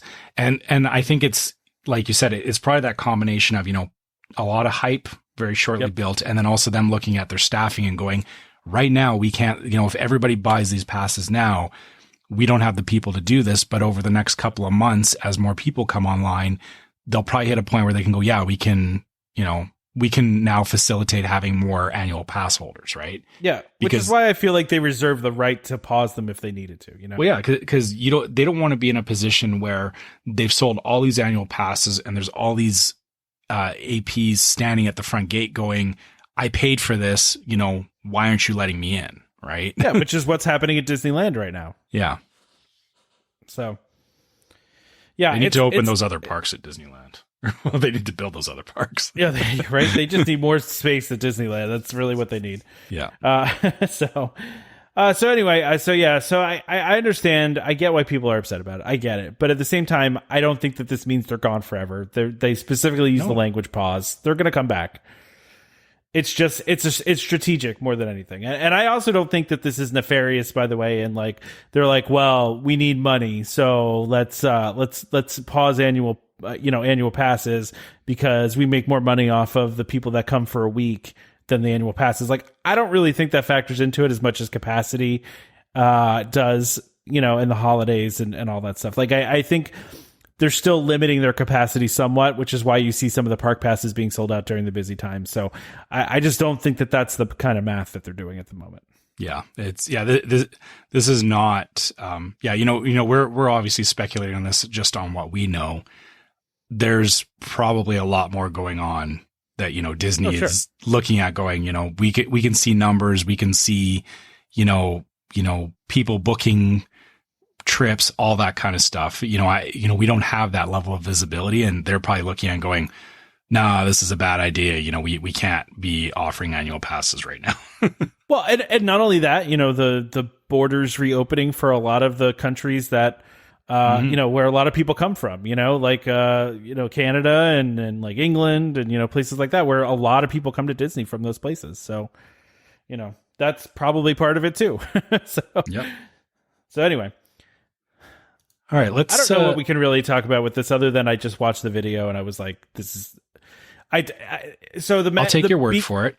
Beacons of Light is the coolest thing ever. So yeah. So apparently, or so everyone knows what we're talking about. The Beacons of Magic show on Spaceship Earth. They have holiday patterns or a holiday show or something going on with it, which I haven't looked at this because I'm going to wait until I'm there before I look at Spaceship Earth. But okay, so you don't even want to see what it looks like on there, because I was gonna say, like, this is only during the holidays, so you'll go back to the old show when it goes to you. So yeah, I want to see it first before I go and start watching videos of it. So I'll take your word for it. I'm sure it's cool. But so there's a special holiday show going on right now. So if you happen to be in the parks, between now and the end of the year, go check out the Spaceship Earth and just stand there in awe with your mouth open like I did. Just like a little kid, just like, whoa, this is the coolest thing ever. Have you seen the movie Cloudy with a Chance of Meatballs? Yeah. That scene where the cloud first comes and it starts raining and like everyone, like it's all the people in the town turning around and their jaw hitting the floor. I'm imagining a bunch of people standing there like that in front of Spaceship Earth. I mean, pretty much, man. Like, I honestly, I don't want to say there's not a lot of things that amaze me at Disney anymore, because there are still things that they do, like, especially like if you go on like Rise of the Resistance, and you'll see when you go on it, like there's a lot of moments in that ride where you're like, whoa. Like, there's just a lot of like stuff like that, but there's not, in general, a ton of moments like that anymore. And then, you stand there and you're just like, it's so simple too. It's just lights, right? And, synced up to music, but it's done so well and so beautifully done. It's hard not to look at it and just be like, wow, like, this is amazing, I get what I think I know what you're talking about. So sorry, I'm going to just go on another side tangent. Okay, yeah, sure. So we actually, I saw Ghostbusters Afterlife last week. Oh, nice. And I actually caught myself in the middle of the movie. Like, it's a good movie. I feel they did really great. bringing it into like the next generation of Ghostbusters. But there was various points in the movie where I actually caught myself just having a stupid grin on my face, and just like that feeling from when I was a kid of watching it. Yeah. And I feel what you're talking about is that same kind of thing. Like you said, you don't get impressed, or you don't have that sense of wonder all the time, but every once in a while something catches you the right way, and you just like, you forget everything else, and you just enjoy the moment. Right. Yeah. Yeah. Yeah. I feel that's, I think I know what you're talking about, and I feel that I'll probably be the same way when I go to Epcot. So yeah. I mean, I don't know how you can see it and not be that way. Like it's just it. Yeah. I mean, maybe Damon, but but you know, just because he's not here to defend himself. So yeah, most people will enjoy it. Honestly, I think even Damon would be impressed by it. Honestly, yeah. I just, it's, and I mean, I've seen, if you look at a lot of the Disney groups and stuff, everybody's talking about how that's like their favorite thing. So it's, I mean, because you can see it everywhere, right? You can see it anywhere in the park, because you can see Spaceship Earth pretty much anywhere in the park. And so you can see the lights anywhere, but the actual show they do with the music, you can only really see if you're standing in front of it, you know? So it's just kind of a more... Yeah, I don't know. I can't even describe it. Just go do it. Just go do it if you haven't done it. All right, so Super Zoom magic shots. So yes, speaking of more Spaceship Earth stuff, nice. Yeah, so anyone who's seen these magic shots, so they had previously the one at Magic Kingdom. There's the one in Galaxy's Edge in Hollywood Studios. The one in Animal Kingdom. Is that in front of the Tree of Life, or is there somewhere else that I'm not thinking of? I think so. I'm trying. Yeah, I think so. Yeah, I don't, because I know I've done the one in Hollywood Studios and the one in Magic Kingdom. I don't remember where the one is in Animal Kingdom. Yeah, I haven't done the one in Animal Kingdom, so I don't know off the top of my head. It's a good question though. And then they have the Tiny World shots too, the Tiny World magic shots. Yeah. Which I have not done. No, I think. Oh, is this the super zoom shot? Is actually in front of Everest. It looks like. Really? Oh yeah, no, it's hold on, let me just look at this. Yeah, because I didn't know even that they had one in Animal Kingdom. I must have missed that at some point. Yeah, it's actually yeah, it's over by Everest, it looks like. Okay. So okay. So yeah, there's that one. And then yeah, now we have right in front of Spaceship Earth, which I think this one's really cool. Like that's a good one. The framing of it is you've got the new pillars there and Spaceship Earth and everything. Yeah, that's. I can't wait to hear your trip report when you come back, just from Epcot, like just all the stuff that I missed. Yeah. Yeah. Well, and also, I mean, I'm excited to hear what you think of Rise of Resistance and all that too. So. Oh, of course. Yeah. Yeah, of course. Yeah. I'm sure you're very excited for that as well. So totally. All right. So, merchandise mobile checkout. So I put this on there just because I'm curious if you would use this. I feel like they've been doing this for a while, because I remember years ago they had it where you could scan a tag on an item in a store, and then you could buy it on the app, and then they would send it back to your room or send it to your home. Like that was a thing they were doing for a while, but this is different. But I never, or if that was a thing, I never saw it when I was there back in 2019. Okay. Yeah, it is. It was anyway. I mean, I think it was limited though to certain places, if I remember correctly. Oh, okay. That makes sense. Because they also used to have it too, where you could scan a tag and it would show you like all the places in the park that you could buy that thing. You know, right? So yeah, that was or I think that was the thing, is that it seemed like, oh, that's great that you can scan something, but I was more like, I want to buy it now. Yeah, I want to take. Yeah, I get that. Which that's what this is. So the merchandise mobile checkout, they're expanding it to more locations, which here, I'll just read off the list here. Is World of Disney and Disney Springs, Creation Shop at Epcot, the Emporium at Magic Kingdom Park, which is the new one, Mickey Mickey's of Hollywood at Disney Hollywood Studios is coming soon, and the Island Mercantile at Disney's Animal Kingdom Park is also coming soon. So these are all like the big merchandise areas in each of the parks. So obviously it won't apply to, you know, there's some of the smaller ones around the attractions and whatnot. Those aren't available yet, but this covers off quite a lot of places that you would buy merchandise from, especially, you know, World of Disney and Disney Springs, I think has a good mix of stuff across all the parks. Well, in Creation Shop, so when I was at Creation Shop, I saw they had a cast member set up at like a table, and it said testing mobile checkout, right? So, and for those of you that aren't familiar with this, essentially what it is you when you want to shop, you just open like the app, and then you scan the barcodes of the stuff that you have as you, like, you know, put them in whatever you're carrying them with. And then once you're done, so you scan them, you know, one by one with your phone, and then you do you show a QR code to the cast member at the end, and then you're done. Like, so you don't wait in line or anything, and they don't scan your stuff. You scan all your stuff.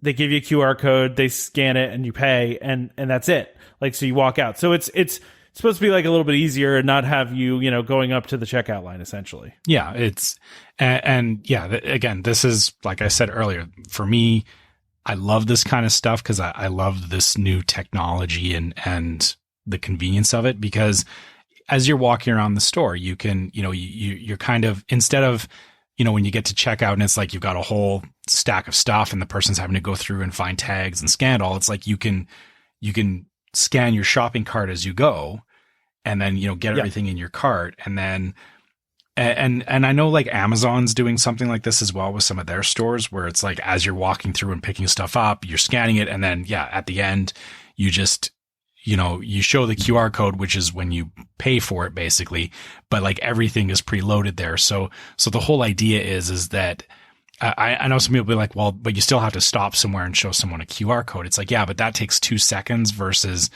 you know, when you're standing in line to check out at any of these places, especially, like I remember at Mouse Gears, it was always, there were certain times a day where checking out at Mouse Gears was ridiculous. Like, well, I will say it's better with the Creation Shop, because kind of like, you know, like in World of Disney, when there's just like, they have like 2 aisles basically of just like 10 on each side cash registers, and there's one big line, and then you just go to different lines. Kind of the same way in Creation Shop, where there's just like one big line, but they have a ton of registers. So, but I agree with you. I love this kind of stuff. And by the way, in case you're wondering too, as long as you have your DVC membership linked to your account, the discount will apply with doing this too. Same with annual pass holders. So it's actually built right into that, where you have the discount right on there. So yeah, which again, you know, as long as they're keeping that in mind, and you don't have to do extra steps to get your discount. Yep. Like that. This is, you know, this is dangerously making it easier to spend more money, right? Yeah, that's the point, right? It makes it easier to spend money. Yep. Yeah, but I like it too. Like I said, I've always been somebody that, you know, like when self-checkouts first came to grocery stores and stuff, you know, I remember for the longest time, nobody touched them. And I was like, yeah, this is great. Like, and I even remember, I talked to a coworker at one point, and they were like, yeah, self-checkout's great, except that, you know, if you need to buy fruits or vegetables, you have to, or, you have to get someone to help you. And I'm like, no, you don't. Like, you can just weigh it right there. Yeah, you can do it yourself and, you know, put in the codes and everything. But this is the same kind of thing. Is it's like, if you take a little bit of time to understand the system, I feel that, you know, it's definitely, it's of more benefit. Same thing with, you know, the mobile ordering at quick service and all that, is that it seems like a lot of people, and again, I get it. I get not everybody wants to take time to learn the technology, but again, for myself, I embrace it because the fact that nobody else is using it means that, it kind of feels like a fast pass for for ordering and buying stuff, right? Well, unfortunately, with mobile ordering, the cat's out of the bag on that one. So because they forced so many people to do it during during when everything was locked down, there's everybody's doing it now. So I will tell you, Trevor, the one thing you want to do, especially around lunch times, if you're going to use mobile order, try to get a slot way before, try to do your order an hour before lunchtime, because the slots fill up really quickly. That's something I noticed. Yeah, we do that anyway. Even before we were doing that, because I get it. It's the same thing where you don't want to go right at lunchtime or right at dinner time because everyone else is, so you're going to wait either way. So yeah, we would usually plan to eat around 11 or 11:30 so that we could get that done before lunchtime hit. The funny thing is, I know what you're saying, that a lot of people are using mobile ordering, or they were using it because of the pandemic. But I feel like as it goes back to, as things go more and more back to normal, I almost expect people to go back to using the line, or at least that's been my personal experience, is that around here, as places have opened back up, there was a point where mobile ordering was really busy. But for me, the last couple of times that I've gone places and used it, there's been a lineup. There's been 8 or 10 people in a line, and I'll use the mobile order and walk up and be out of there in 2 seconds. Yeah. But it seems like people still want to stand in the line. I don't know. It's weird. It's funny you say that though, Trevor, because the place I was talking about where Damon and I went to last night with Chris, there were big lines at all the places, right? But they also all have mobile ordering, right? Which I know because I've been there a bunch of times.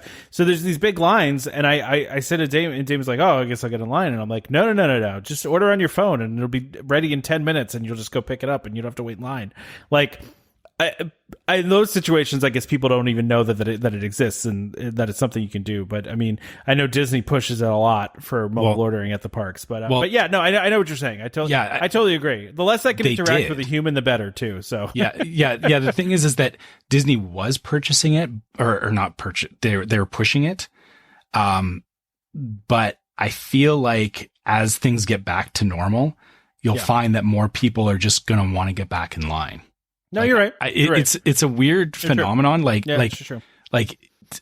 But I think it goes back to, a lot of people don't, they don't want to spend the time, it's the same thing we hear all the time is, people go, well, I don't want to be looking at my phone the whole time while I'm on my trip. But the truth is that once you get it set up, or once you get comfortable with it, it takes, you're not spending all your time looking at your phone. But I do also understand the other side of it. Even when I was with my parents on our last trip, I was doing everything via mobile order, and they, at one point they actually were like, I said, oh yeah, I'm going to order us some dinner. What do you guys want? They're like, well, no, we'll get our own. And I'm like, well, I'm mobile ordering. So, I'll get it for all of us. And they were like, well, we were just going to go stand in line.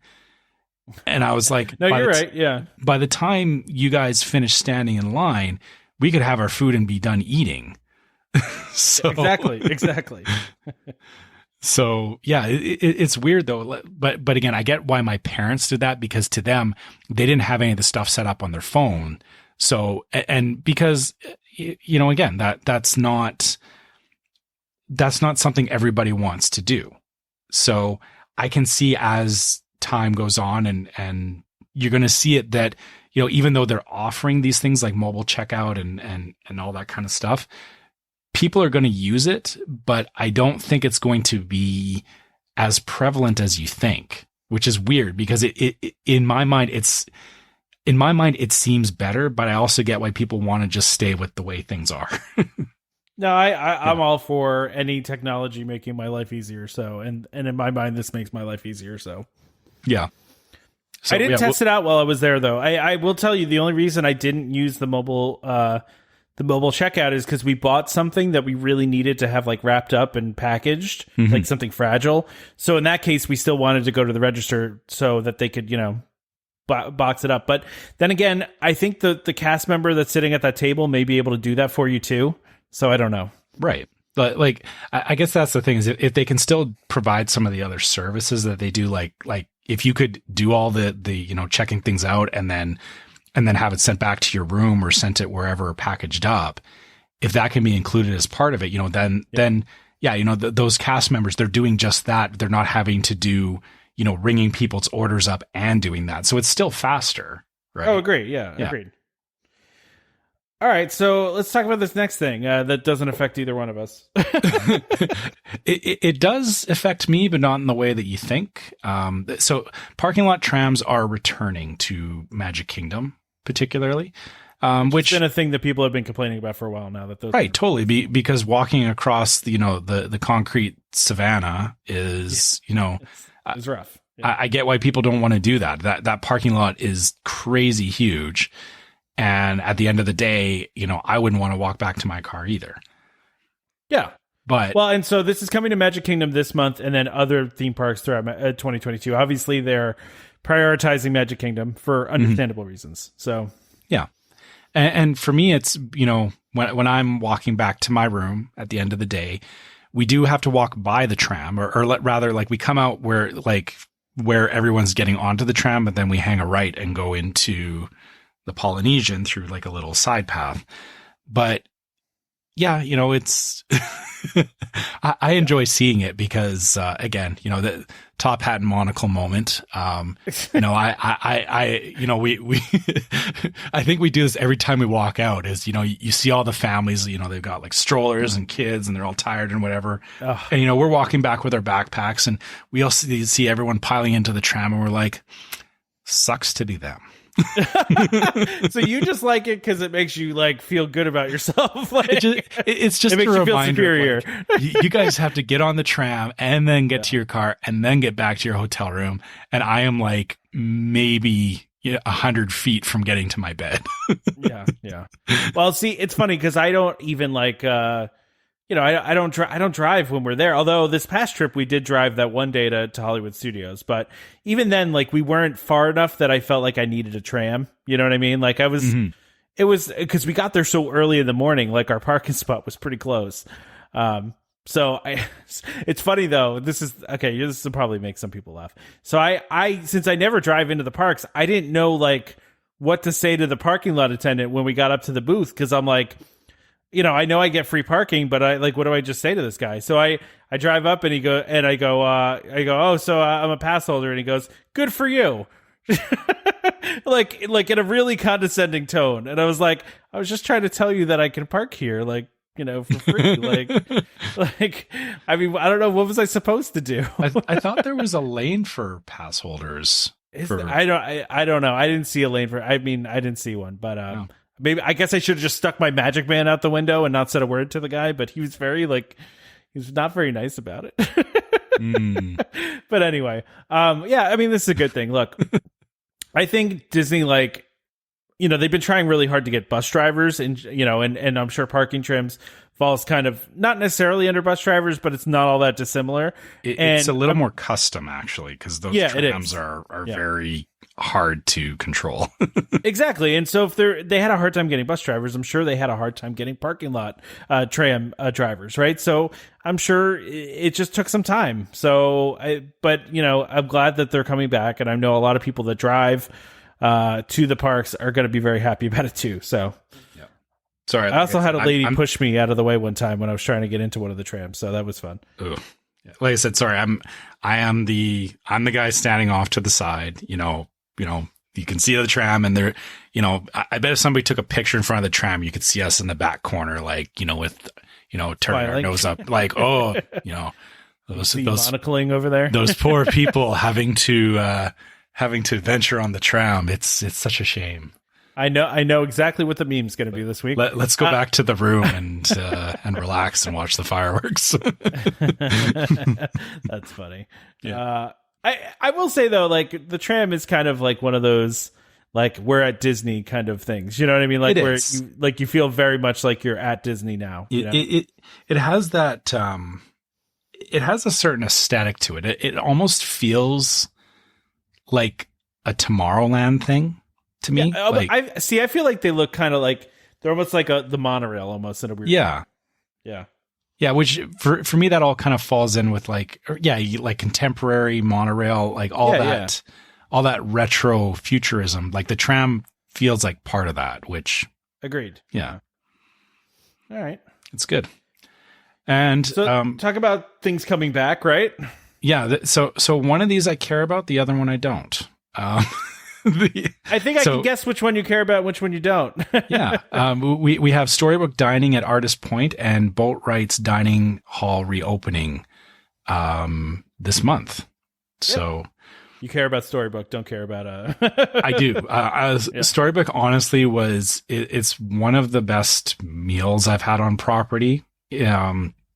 And it was so you meet, it's the Seven Dwarfs and Snow White and the Evil Queen. It was honestly a lot of fun. Like we had a great time when we did it. And I'm glad that it's coming back, and I would love to actually go back there again at some point.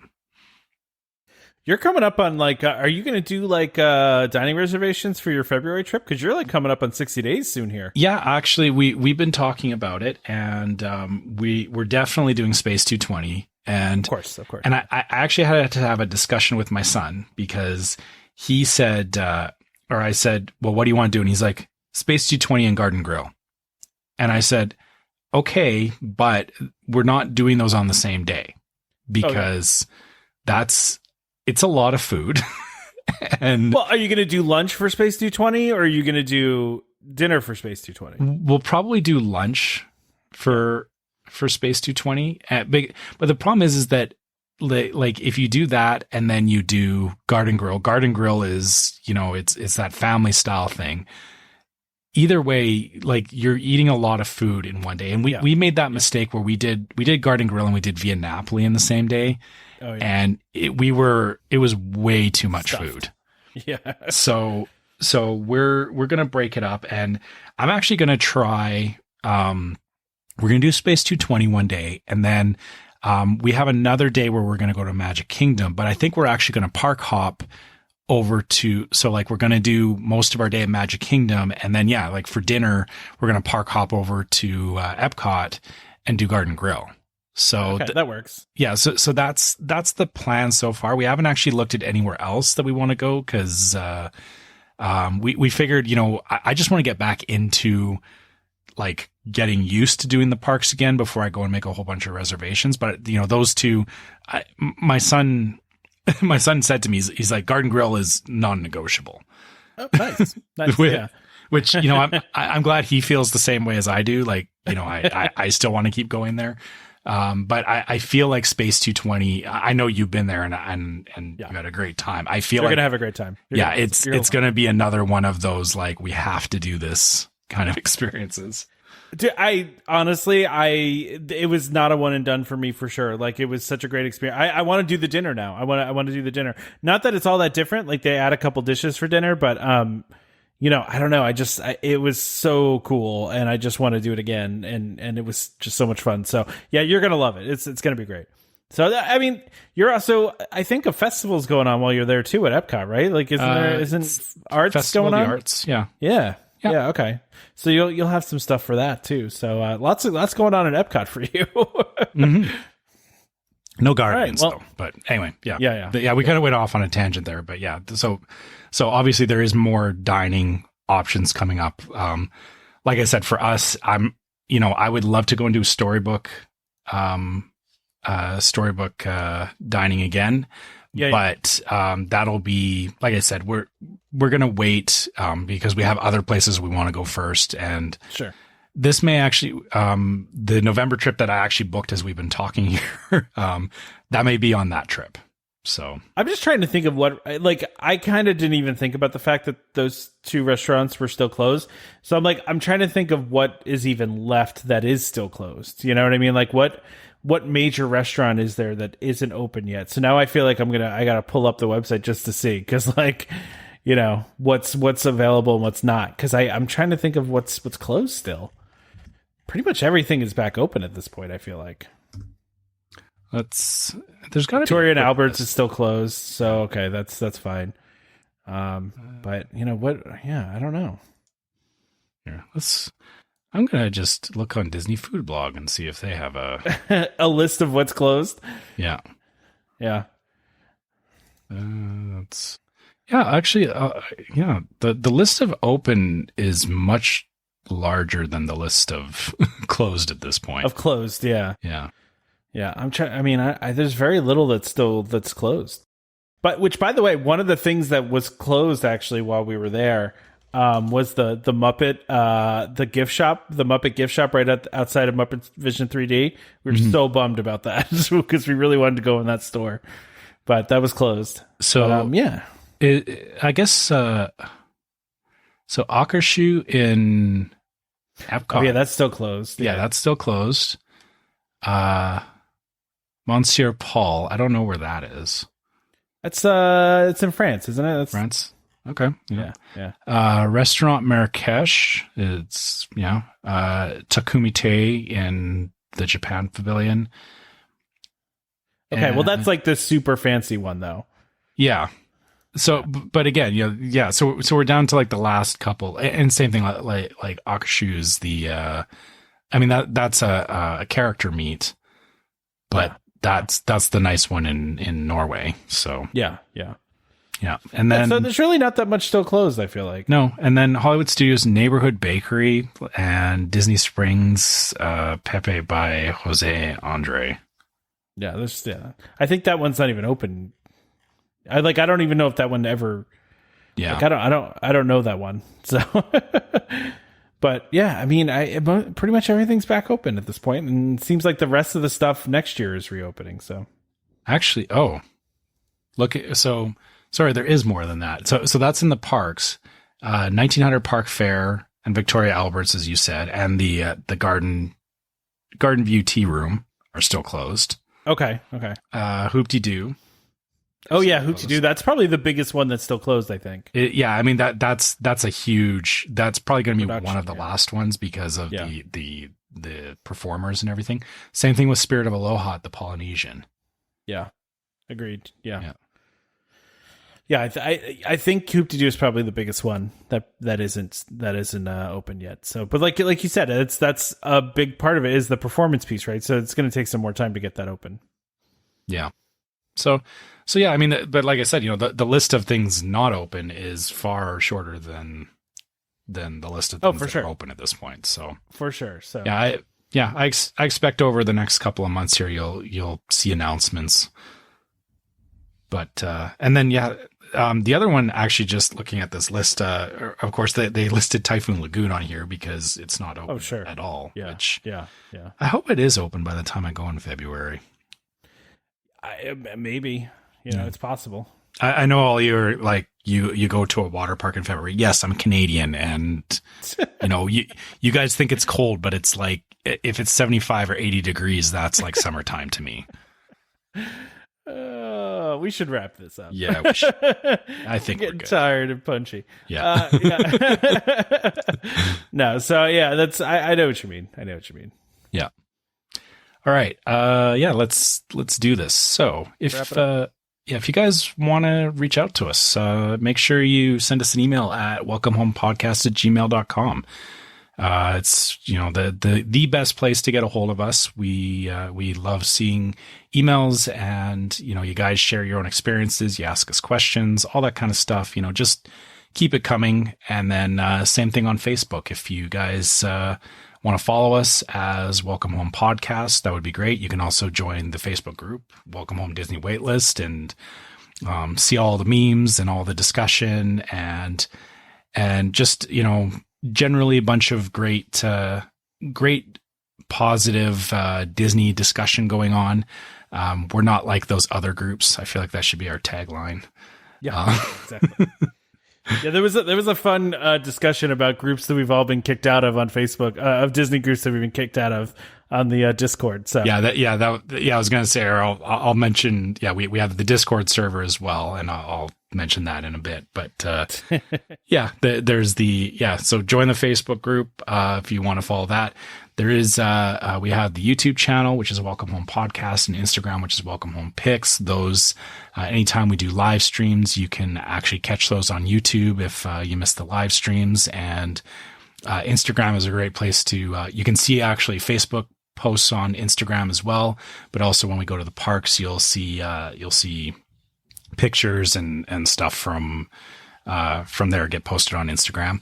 you can you can also go to the store, which is store.welcomehomepodcast.com, and look up if you want to get some merchandise. We got some cool T-shirts and mugs, and I'm going to keep pushing the fanny packs because I know Tom likes the fanny packs. So, I've been joking that I'm going to get my sister welcome home fanny pack for Christmas. Yeah, I feel like it could be a thing where everyone else has got shirts for other things, but you'll know somebody listens to the podcast because they rocking the fanny pack in Hollywood studios or something like that. I like it. I like that idea. Yeah. So, check that kind of stuff out. And then also we have a Patreon, which is patreon.com/welcomehomepod. If you subscribe to any level of Patreon, you get access to the Discord server that was mentioned. And, that is, it's exclusive access on Patreon. There's a little more discussion there going on. It's a little more intimate, and, we have some good channels going there, and Patreon also gets access to exclusive merch. So there's some exclusive logoed merch for the different tiers of Patreon if you're looking for something different than what's on the store. And last but not least, if you guys are listening via iTunes, make sure you guys leave us a review. Obviously more stars are better. Tom would love 5-star reviews, but even if you don't want to leave that, that's fine. Just if you like or don't like what we're doing, we'd love to hear it. We appreciate constructive feedback and you guys sharing with us. Yeah, and even if you don't listen to us on iTunes, by the way, if you have an Apple ID, you can log in and do a review. So I know the other services don't necessarily have the ability to do reviews. So if you still have an Apple ID, you can log in and do a review, even if you don't listen through iTunes. So or Google. I guess it's Apple Podcasts, right? It's not iTunes anymore. Whatever that thing is called. Yeah, it's Apple Podcasts, right? The Apple platform. Yeah, the thing that Apple does. You would think I would know, considering I'm about to read a thing that says Apple Podcasts. But, I'm just used to saying iTunes. And plus, every time I boot my computer up, it's always trying to get me to update iTunes. Which I've declined for like 10 years. So anyway, don't forget to subscribe to Welcome Home Podcast so you can be reminded every time we release a new episode. You can find our podcasts on Apple Podcasts, iTunes, just kidding, Apple Podcasts, Google Podcasts, Amazon Music, TuneIn, Stitcher, Spotify, any place you can find podcasts. Just look for Welcome Home, and you can find us, the one that's Disney and DVC. Just a reminder to our listeners, Welcome Home Podcast is for entertainment only. We are not employed by the Walt Disney Company, and as such, all opinions we express on the show are our own, so please contact a DVC representative or Disney cast member for more information about anything we talked about today. Huge thank you to DVC Rental Store for sponsoring this episode. We appreciate their support. Please check them out. Join us next time for more Disney Parks discussion, of course, more DVC talk. We hope to see you all real soon. This is Skipper Albert Awol, the voice of the jungle, signing off from Welcome Home Podcast on the DVC. Do a huddle when we hit a chair.